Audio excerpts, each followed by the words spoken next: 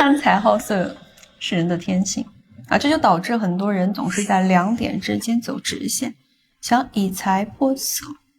虽然焦哥一直不建议兄弟们去走这种超能力的打法，但是没有办法，有些兄弟啊，他有这个实力啊，他就想偷个懒，但他偷懒呢，又不知道怎么偷，最后赔了夫人又折兵。那今天啊，我想跟你们深度解析一下这种物质开路的关系，如何省时、省力、省财。首先啊，我给你们讲一下这整个过程呢，其实分为5个阶段。第一个阶段呢，叫做破冰期，也就是说让对方知道你姓神名谁，了解一个你的经济实力，哪怕只是作为朋友去聊天。那第二个阶段呢，叫做升温，拉伸对方对你的好感度，包括你的个人价值，让女生觉得你有意思、有趣、有雄性魅力等等。最关键的呀，就是第3个阶段，这是兄弟们最头疼也是必然会遇到的一个阶段，叫做拉扯期。这个时候呢，男女双方会有一种类似谈判博弈的感觉，就是你是在琢磨我到底还要投资多少，我要不要继续加仓，最后能不能成。而女生在想什么？这个男的他到底有多喜欢我呀？然后他到底愿意为我花多少啊？我是不是要的太多了，会有点夸张，会有点过分？这样他会不会下头啊？那这个阶段其实就是最头脑风暴的时期，大多数人呢也会在这卡住，而且投资花销最多的也是这个阶段。待会儿我会去讲啊，这种问题怎么去解决。实际上呢，其实也是跟大家就是常规的这个认知是相反的。然后就是第4个阶段了，叫做顾虑期。基本上到这儿呢，就说明你方方面面的吸引力其实已经很到位了，女生她已经想要跟你在一起了，只不过最后呢还有一些小小的顾虑，而这个顾虑呢也是物质路线必经的。可能你们这个节奏拉得有点太快了，女生会不安，但是其实这个时候还是很好解决啊，后面我会去讲的，你们等仔细听好吧。那最后就第5个阶段，就到正儿八经的水到渠成，敲定了。那这5个阶段呢，其实捋完了之后呢，就我们大部分人会发现什么？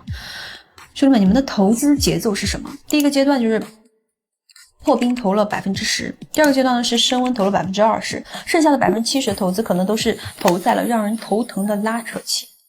但其实这个节奏是不对的，因为拉扯期其实是双方在互相测试底线跟态度，你把投资放在了这里，也等于是把投入等于讨好或者是挽留，那你自然就会很被动，你越是给对方就越会觉得你还能给更多。这个其实就很像你打德州啊，打过德州没有兄弟们啊？就是你在番后拉扯期呢，你会无脑的去重注啊，就是你的节奏会很明显，你后面的每一条都会很被动的，你就跟案板上的鱼有什么区别呢？而高手是怎么做的？他会在番前用一个标准偏大的注码去入局，对不对？这不是为了炫富，而是为了买信息和建立桌面形象，让对方知道我有实力也有分寸。而一旦进入番后呢，高手反而会频繁的过牌，小额的下注，甚至是示弱，因为他在观察局势，在控制节奏，他在等一个确定性的信号。所以我们的策略是什么？就是宁愿在前2个阶段多投入一点。就比如说你以前投入翻1番或者是翻2番，对不对？你后面反而可以少投，甚至是不投。当然会有人会说，你一开始加大投入，后面就会越来越多投，怎么办？那这个就跟你自己个人的一个方式是有关系的。你们可以参考一下《繁花》里面的这个宝总，他对女人跟很多大哥是一样的，从来都不小气的。但是啊，他投入的方式和黄河路那些暴发户是完全不一样的。他给汪小姐的耳环，给李总的饭局，每一笔都像是礼节啊，不是追求。他从来不会问说，我花了这么多，你能不能跟我在一起啊？他做事的潜台词就跟高手打德州一样的呀。这是我的体面，这是我的规矩，所以才会有那么多优质女生会去追求他，尊重他，也不会把他当 ATM， 对不对？那比如说你在前期送了一个女生一个很贵重的礼物之后呢，你对她呀可能冲击性会比较大，她呢可能也会试探性的问你说，你为什么对我这么好呀？注意啊，这个问题呢非常的关键。你如果顺着说因为我喜欢你，那你肯定后边就会要投入的更多了。你完全可以这么跟他讲说，给你买包也好，转账也好啊，我给你的你都可以放心的收着，我从来没有想过用这些东西换取什么，只是在我的认知里面，钱就是最好最安全的东西。这段时间有你陪着我很开心，所以我也想要回馈你一些我觉得很好的东西。兄弟们，你们一定要记一下这段话。这段话表达呢，它其实非常温柔的，啊，而且是非常真诚的。当然潜台词是什么？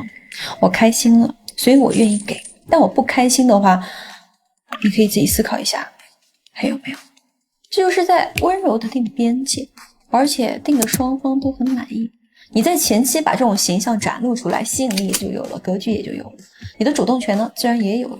因为说实话啊，大多数女生都会去计较那点得失，本质上就是图一个安全感。既然他一开始就知道你是那么一个有实力又有魄力的男人，你不仅不束缚他，反而还向后撤一步，对不对？那这种感觉其实就跟汪小姐看宝种她是一样的呀。除了喜欢还有信任，他自然而然就会主动去追随。人性就是这样的复杂矛盾，每个人都贪财，但同时呢，每个人都渴求自我与尊严。所以不要试图把感情变成交易，贪财好色是天性，但是超越天性的是对人性规律的尊重与利用。所以人性这个板块呢，兄弟们多跟着我，多修炼啊！有不懂的咱就问，好吧？所以呢，兄弟们，你们在物质这个路线上啊，就是真正要考量的重点在于你到底有没有主动权，你是甲方还是乙方，你敢不敢说 no？那最后啊，我们可以再来讲一下，就是在最终确定之前，女生的顾虑是什么？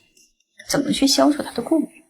顾虑其实就是对于进展的这个，比如说进展太快了，以及对未来的不确定，对吧？她是有一种担心的。所以这个时候呢，你越是加码加速，对方越会觉得你好像那个，就是你是那个阴谋要得逞的那个大反派，知道吧？所以这一点也是比较反人性的。越是快到终点了，你就越是不可以急。比如说女生她可能会问你说，我们是不是发展的有点太快了？那很多人马上就会解释说没有啊，不快啊。OK， 这么讲的话，女生的顾虑就会更重了。她紧接着呢，可能就会给你来一句说什么，我感觉还是有点太快了。OK， 这一暂停，一中场休息，可能关系就会到此为止。